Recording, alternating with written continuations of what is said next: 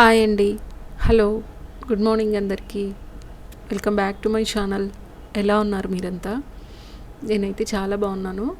And మీరందరూ కూడా బాగుండాలని మనస్ఫూర్తిగా కోరుకుంటూ ఇవాల్టి బ్లాగ్ అయితే నేను స్టార్ట్ చేస్తున్నాను. సో ఇలా ప్రొద్దున్నే స్వామి తిరునామం చూస్తూ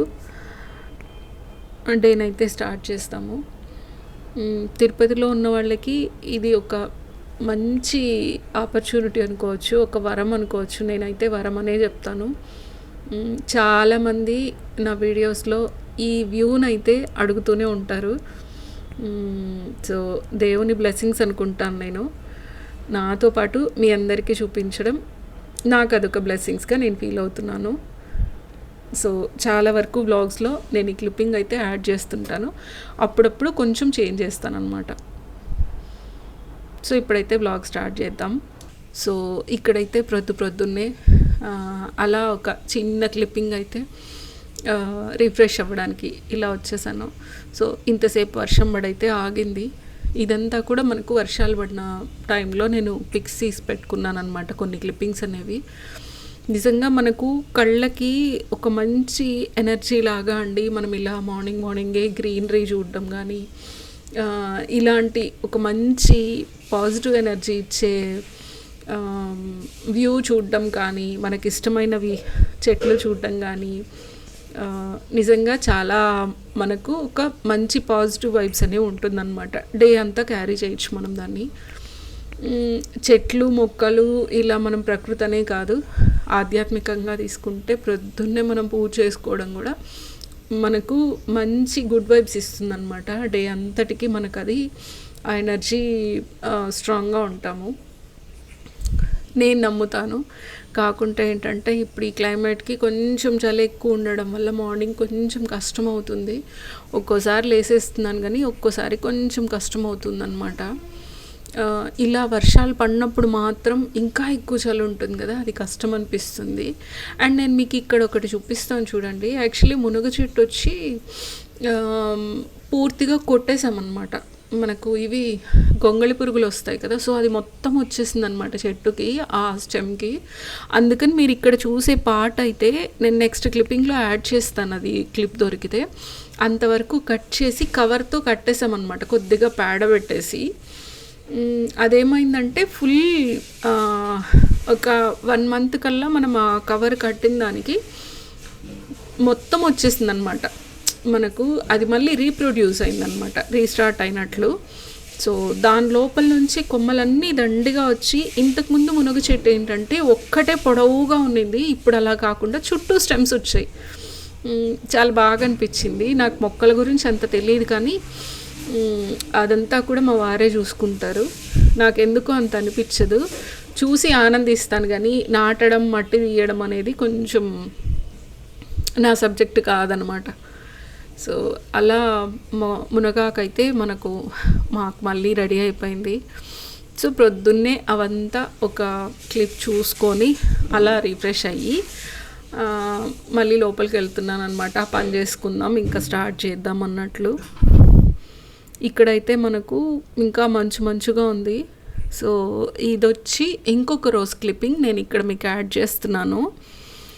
యాక్చువల్లీ ఇక్కడ ఏం జరిగిందంటే ఈ ముందు రోజు తర్వాత రోజు అండి ఈ క్లిప్పింగ్. యాక్చువల్లీ నైట్ అంతా ఫుల్ వర్షం పడింది. మార్నింగ్ 7:30 నుంచి మనకు మార్నింగ్ 6:30 నుంచి కూడా మెల్లగా ఇంకా ఎండ్ అనేది స్టార్ట్ అయిందనమాట. ఒక 9 వరకు కూడా మేము గమనించలేదు. తీరా 9కి గమనిస్తే ఏంటంటే పైన వాళ్ళు వచ్చి చెప్పారు వాటర్ అనేది ఇక్కడ మనకు స్టోరేజ్ అయిందని. ఒక్కసారి ఓపెన్ చేస్తే ఎంత వాటర్ పైన అనేది మనకు నిలిచిపోయిందో. దగ్గర 40 minutes వాటర్ అనేది ఇది ఫ్లో అయిందనమాట. 40 minutes వాటర్ అంటే పైన దాదాపు ఒక 5 అడుగుల వాటర్ అనేది పైన మిద్ది పైన అలాగే నిలిచిపోయింది, 4-5 అడుగుల వరకు. సో మనం నిజంగా అప్పుడప్పుడు గమనించుకోము కానీ ఇవన్నీ కూడా గమనించుకోవాలి అనేది ఈరోజే మాకు అర్థమైందనమాట. ఆ దెబ్బకి ఏమైందంటే మేము గమనించుకోలేదు, మనకు స్లాబ్లోకి దిగేస్తుందనమాట. సో అదంతా కూడా మనం కొంచెం జాగ్రత్తగా ఉండాలి అని అప్పుడే అనిపించింది. ఇలా మనకు ఎక్కువ స్టోర్ అయినప్పుడు ఏమవుతుందంటే గోడల్లో కూడా ఆ వాటర్ అనేది లీకేజ్ అయ్యి మనకు పవర్ షాక్ కొట్టేంత ఇది వస్తుందన్నమాట. కాకుంటే లక్కీగా మాకు ఆ రోజు ఏం జరగలేదు ఇబ్బంది అనేది. కానీ వాటర్ కూడా పైన ఎక్కడ మనకు లేకుండా చూసుకోవాలండి. మెయిన్ వర్షాకాలంలో ఇదే అనమాట మనకు పెద్ద ప్రాబ్లము. మన పైన హౌస్ ఉంటే నో ప్రాబ్లము, హౌస్ లేదు ఓపెన్ ఏరియా అన్నప్పుడు ఏంటంటే వాటర్ అనేది అట్లే స్టాక్ ఉండకుండా మనం చూసుకోవాలి. ఇక్కడ వదిలిన వాటర్ చూడండి ఎంత దూరం పోయిందో. ఒక పక్కేమో ఎండ వస్తుంది, మొత్తం ఆరిపోయింది, ఎండ వస్తుంది, ఈ వాటరే అంతవరకు స్ప్రెడ్ అయిందనమాట.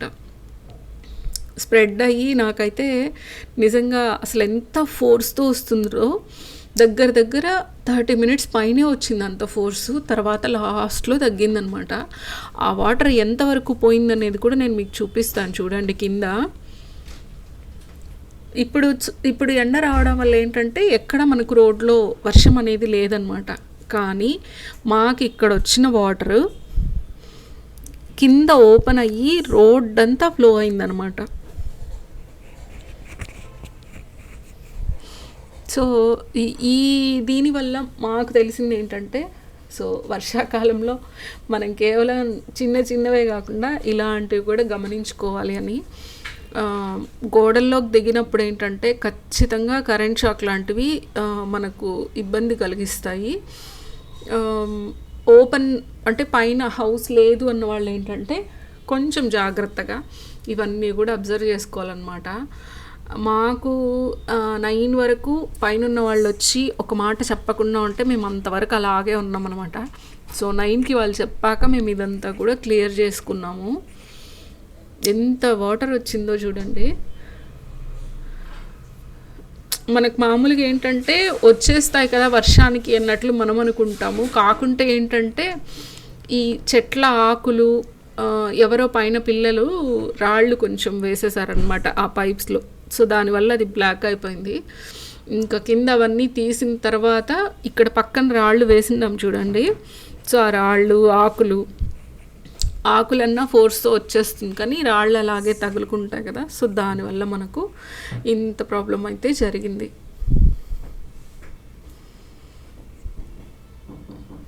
చాలామంది ఏంటంటే షార్ట్ సర్క్యూట్ అనేది మనకు సంబంధం లేదు అనుకుంటారు. కానీ ఇలా అపార్ట్మెంట్స్లో ఉన్నప్పుడు ఏంటంటే ఒక ఇంట్లో షార్ట్ సర్క్యూట్ అనేది జరిగినా లేకపోతే ఇంకా వేరే ఏదన్నా ప్రాబ్లం జరిగినా పక్కన వాళ్ళకి ఖచ్చితంగా ఎఫెక్ట్ అనేది ఉంటుందండి. మొన్న జరిగిన వర్షాలప్పుడు చాలామందికి ఉరుములు చిన్నప్పటి నుంచి మనం వింటుంటాం, కానీ ఎవరు అంత జాగ్రత్తగా అయితే పట్టించుకోరు. టీవీ ఒకటి మాత్రం ఆపేసి చిన్నప్పటి నుంచి వింటున్నాం కనుక మనం ఆ ఒక్క పాయింట్నే ఎక్కువ అందరూ ఆలోచిస్తారు. కానీ ప్రతి ఒక్క వస్తువు కూడా, అంటే అప్పట్లో ఎలక్ట్రిక్ వస్తువులు తక్కువ ఉన్నాయి కనుక ఎక్కువ టీవీ పైన ఫోకస్ చేస్తున్నారని నేను అనుకుంటాను. కానీ ప్రతి ఒక్క ఎలక్ట్రిక్ వస్తువు కూడా మనం ఆపేసేయాల్సి ఉంటుంది వర్షాలు పడినప్పుడు. ఎందుకంటే కొంచెం జాగ్రత్త కోసము. ఎక్కడ కొంచెం ఇదైనా కూడా షార్ట్ సర్క్యూట్ జరుగుతుంది. అండ్ నేను యూట్యూబ్లోనే చూశాను ఒక వీడియో, మిక్సీ పాయింట్ వాళ్ళు ప్లగ్ పెట్టి ఆన్ చేశారు. So mid night short circuit వల్ల మిక్సీ అనేది పేలి వాళ్ళ కిచెన్ మొత్తం ప్రాబ్లం అయిపోయింది. చాలా వరకు వాళ్ళకు నష్టం వచ్చిందనమాట. అండ్ ఇంట్లో ఉండే వాళ్ళకి ఏం జరిగింది అని వాళ్ళు తెలుసుకునే లోపే నష్టం జరిగిపోయి ఇంట్లో ఉన్న వాళ్ళు భయపడిపోయి ఇంట్లో వాళ్ళ పిల్లలు అందరూ కూడా ఇంట్లోంచి బయట పంపించేసి తర్వాత వాళ్ళు చెక్ చేసుకుంటే వంట రూమ్లో మిక్సీ పేలింది. సో ఈ ఇన్సిడెంట్ నేను చెప్పడం కాదండి, ఇది నేను చెప్పే స్టోరీ అయితే కాదు. ఒక్కసారి మీరు యూట్యూబ్లోకి వెళ్ళి సెర్చ్ చేయండి, అలా జరుగుతుందన్నమాట. అండ్ ఈవెన్ మనం నాట్ ఓన్లీ మిక్సీ, చాలా వరకు ఎలక్ట్రిక్ వస్తువులు ఏవి కూడా మనం వాడేసిన తర్వాత ఆఫ్ చేయడమే కాదు, ప్లగ్ అవుట్ అనేది చెయ్యాలి. స్పెషల్లీ మనకు ఈ సీజన్ చెప్పాలంటే ఏ సీజన్ అయినా మనకి ఇబ్బంది జరుగుతుంది అన్నప్పుడు ప్లగ్ అవుట్ చేయడం మంచిదన్నమాట. సో దాని నుంచి మనం నేను కొంచెం అలర్ట్ అయ్యాను అది చూసిన తర్వాత. సో చాలా వరకు కూడా అందరూ ప్లగ్ అవుట్ చేయడం నేర్చుకోండి. ఫోను, ఛార్జరు ఇవే కాదు పేలేది, కిచెన్లో ఉన్న వస్తువులు కూడా పేలుతాయి అనేది నాకు అప్పుడే అర్థమైందనమాట. సో మనం ఒక్కొక్క ఇన్సిడెంట్ అంటే ఎంతసేపు చాలామంది ఏంటంటే యూట్యూబ్లో అలా జరిగింది ఇలా జరిగింది అని ఏదేదో ఉండడం కన్నా జస్ట్ దానిలో మనం కొంచెం స్టఫ్ అన్నా మైండ్కి వేసుకొని మనం జాగ్రత్త పాటిస్తే బెటర్ కదా అని నాకు అనిపించి నేను ఆ విషయం కూడా నేను ఇక్కడ మీతో షేర్ చేస్తున్నాను. అండ్ ఇక్కడ వచ్చేసి మార్నింగ్ కారం దోశ చేస్తున్నాను అనమాట. సో ఈ రెసిపీ కూడా నేను ఆల్రెడీ నా ఓల్డ్ వీడియోస్లో ఉంది, చాలా సింపుల్గా చేసేసుకోవచ్చండి. మనకి ఇక్కడ ఇప్పుడైతే కొంచెం చలిగా వర్షాకాలం కనుక ఇది కొంచెం స్పైస్గా బాగుంటుందన్నమాట. చేసుకోవడం కూడా చాలా సింపుల్. ఆనియను, మిరప్పొడి, సాల్ట్ అంతే అనమాట. చిల్లీ పౌడరు, సాల్ట్ మాత్రం వేసేసుకొని కారం రెడీ చేసుకుంటాము. పప్పుల పొడి, ఈ పుట్నాల పప్పులు ఉంటాయి కదా, సో దానిలో లైట్గా సాల్ట్ వేసుకొని పొడి చేసుకుంటాము. పప్పుల పొడి మాత్రం సాఫ్ట్గా కాకుండా కొంచెం బరకగా చేసుకున్నామంటే మనకు దోశ పైన అది వేసుకున్నప్పుడు చాలా బాగుంటుందన్నమాట. కొంచెం పప్పులు అలా తగులుతూ కొంచెం లైట్గా క్రష్ అయితే సరిపోతుంది, కొంచెం బరకగా మాత్రమే చేసుకోవాలి.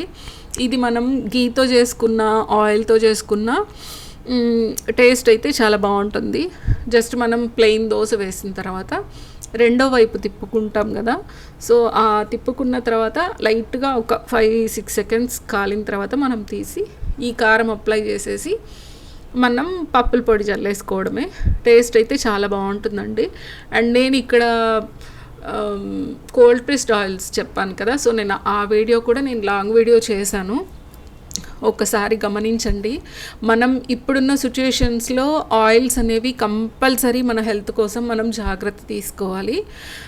సో నేను దాదాపు 5 years నుంచి కూడా ఈ కోల్డ్ ప్రెస్డ్ ఆయిల్సే మేము యూజ్ చేస్తున్నాము. నేను మీకు వీడియో కూడా నేను నా ఛానల్ స్టార్టింగ్లో నేను మీకు ఇచ్చాను చూడండి. సో అప్పటి నుంచి ఇప్పటి వరకు కూడా ఓన్లీ కోల్డ్ ప్రెస్డ్ ఆయిల్సే అనమాట. మనం కాస్ట్ కోసం ఎప్పుడు కూడా చూసుకోకూడదు, హెల్త్కి అయితే చాలా మంచిది. ఫస్ట్లో అయితే కొంచెం ground nut oil, sesame oil 2 వాడేదాన్ని. ఇప్పుడైతే ఓన్లీ నువ్వుల నూనె మాత్రమే అనమాట. సో చాలామంది అనుకుంటారు నువ్వుల నూనెతో దోశలు వేసుకున్నా, చపాతీలు వేసుకున్నా స్మెల్ వస్తుంది, బాగోదు అని. అలా ఏమీ లేదు. ఫస్ట్ తినేటప్పుడు కొంచెం అంటే తేడా తెలుస్తుంది, కానీ తర్వాత అలవాటు అయిపోయిందంటే ప్రతి వంటకి కూడా మనం నువ్వుల నూనె యూజ్ చేసుకోవచ్చు. దాదాపు 8 months నుంచి నేను గ్రౌండ్ నట్ ఆయిల్ పూర్తిగా మానేసి ఓన్లీ నువ్వుల నూనె మాత్రమే వాడుతున్నాను. దేవుని దీపాలకైనా సరే, వంటకైనా సరే నువ్వుల నూనె మాత్రం తెచ్చుకుంటారనమాట. సో అలా దోశ మీరు కూడా ట్రై చేయండి, చాలా బాగుంటుంది. సో ట్రై చేసి కమెంట్స్లో చెప్పండి. అండ్ నెక్స్ట్ ఇక్కడ వచ్చి మన వర్క్లోకి వచ్చేసామంటే ఈ సింపుల్ వర్క్ చూపించేసి నేను ఈరోజు వ్లాగ్ అయితే ఎండ్ చేస్తాను. సో ఈ సింపుల్ వర్క్ నిజంగా ఎంత బాగుందో, చాలా డీసెంట్గా ఉంటుందన్నమాట. జస్ట్ నేను 400 రూపీస్కి వేసిస్తాను. అదే మెటీరియల్ నేనే తీసుకునేలా ఉంటే 500కి వేసిస్తాను అనమాట. ఇది వచ్చి వీళ్ళు శారీలోనే బ్లౌజ్ వస్తుంది. సో వాళ్ళు ఏంటంటే బార్డర్ పైన మాత్రమే అవి తీగల్లాగా రావాలి, కింద వాళ్ళు గోల్డ్తో పైపింగ్ పెట్టుకుంటానని చెప్పారు. సో ఆ బార్డర్ పైన మాత్రమే ఆ తీగలు వచ్చేలా వేసి ఇవ్వమని చెప్పారనమాట customer. So neck, back neck, front neck అలానే ప్లెయిన్ వేసేసి స్లీవ్స్కి అయితే నేను ఇలా వేశాను. మనం హ్యాండ్స్కి బుటీస్ వేసుకోవచ్చు ఇంకా, కానీ వీళ్ళు ఏంటంటే జస్ట్ అలా సింపుల్గా ఉండాలి అన్నారు కనుక నేను వీళ్ళ దగ్గర చాలా తక్కువే ఛార్జ్ చేశాను. సేమ్ బ్లౌజ్ ఇంకొకళ్ళు హాఫ్ పట్టు క్లాత్ తీసుకున్నాం అనమాట. సో సేమ్ డిజైన్ ఇది, కింద మనకు ఒక బార్డర్ లైన్ వచ్చి తర్వాత ఇవి తీగల్లాగా వస్తాయన్నమాట. సో ఇది ఇంకొక డిజైన్, అంటే సేమ్ దానిలోనే ఇంకొంచెం డిజైన్ అనేది మనకు పెరుగుతుంది, కింద బార్డర్ వస్తుంది. అండ్ బ్యాక్ ఫ్రంట్ వచ్చేసరికి మనకు బ్యాక్ బొటీస్ కూడా ఇచ్చామన్నమాట. సో వీళ్ళు బొటీస్ కూడా అడిగారు. అండ్ మీలో ఎవరికన్నా ఈ వర్క్ కావాలన్నా కూడా నేను క్లాత్ తీసి నేనే వర్క్ వేసి కూడా నేను మీకు కొరియర్ చేస్తాను. అండ్ దీని కాస్ట్ వచ్చేసరికి మనకు 500 రూపీస్ అవుతుంది. మీరు ఎవరన్నా నా వీడియోస్ చూసి ఆర్డర్ ఎవరన్నా ఇవ్వాలి అనుకుంటే స్క్రీన్ పైనే నేను నంబర్ ఇస్తున్నాను. ఆ నెంబర్కి అయితే మీరు మెసేజ్ చేసినా ఓకే, కాల్ చేసినా కూడా ఓకే. సో ఈ బ్లాగ్ కనుక మీకు నచ్చినట్లయితే లైక్ చేసి షేర్ చేయండి. Thank you.